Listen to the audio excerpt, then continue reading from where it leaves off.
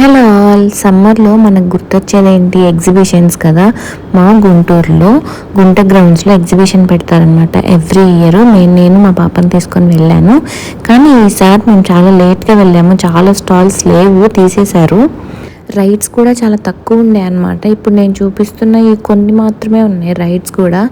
ఏవో 4-5 షాపులు ఉన్నాయి అంతే.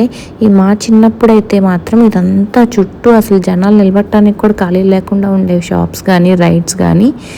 నేనైతే మా పాపను తీసుకొని ఒక రైడ్ ఎక్కాను. నాకేమంత ఇంట్రెస్టింగ్గా అనిపించలేదు ఈసారి.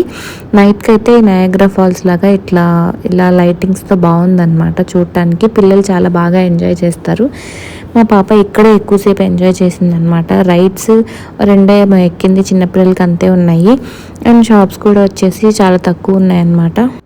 ఈ సమ్మర్కి మీరు ఎక్కడికి వెళ్ళారో కామెంట్ చేయండి. కొంచెం సబ్స్క్రైబ్ కూడా చేసుకోండి.